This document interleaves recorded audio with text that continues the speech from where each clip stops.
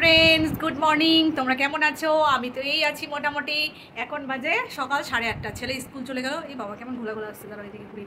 এখন বাজে হচ্ছে সকাল 8:30, ছেলেকে তো স্কুল পাঠিয়ে দিলাম। ছেলে স্কুল চলে গেল। আর হচ্ছে আজকে খুব ইলিশ মাছ খেতে ইচ্ছা করছে, তাই বললাম চলো একটু মাছ নিয়ে আসি। তো সেটাই মাছ আনতে যাচ্ছি। কি মাছ নিয়ে আসছি না নিয়ে আনছি সব তোমাদেরকে দেখাবো। ছেলেকে চিড়ের পোলাও টিফিনে দিয়ে দিলাম, হ্যাঁ, নিয়ে ওকে স্কুল চলে গেল। ও এখন মাছ আনতে যাচ্ছি, তো দেখতে থাকো ব্লগটা। বাই। এই দেখো বেরিয়ে পড়েছি মাছ নিতে, ব্রিজের ওপর দিয়ে যাচ্ছি। আর দেখো এই যে গঙ্গার ওপর দিয়ে আর একটা জিনিস দেখছো না, ছোটো ছোটো ওটা আর একটা ব্রিজ হচ্ছে। জল বেড়েছে জানো, অনেক জল বেড়েছে। তো চলো মাছটা নিয়ে আসি, যাই।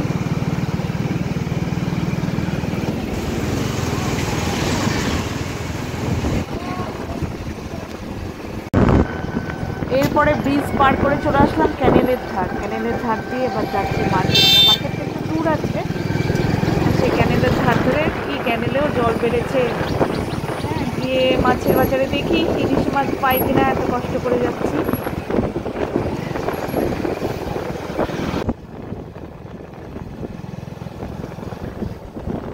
এই দেখো এরপরেই পৌঁছে গেলাম মাছের বাজারে। ওয়েদারটা আজকে ভালো ছিল দেখে, রোদ নেই দেখে পৌঁছে গেছি সুন্দরভাবে। এই দেখো এখান থেকে ইলিশ মাছ নিলাম। হ্যাঁ, এখান থেকে দেখছি যে ইলিশ মাছ নিলাম 1000 টাকা কিলো করে। তো আর তারপরে গেলাম একটু সবজি বাজার নিতে। সবজি বাজারে একটু খরগোশ বিক্রি করছে, ভিডিও করে নিলাম, কিছু সবজিও নিলাম।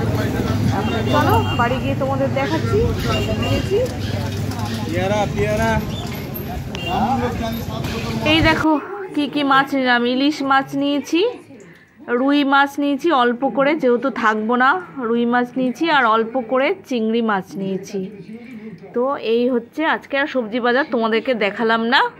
আর এই দেখো রান্না করার পর দেখাচ্ছি লুকটা। খেতে খুব সুন্দর হয়েছিল, হাজব্যান্ডকে খেতে দিচ্ছি, ও কাজে বেরোবে।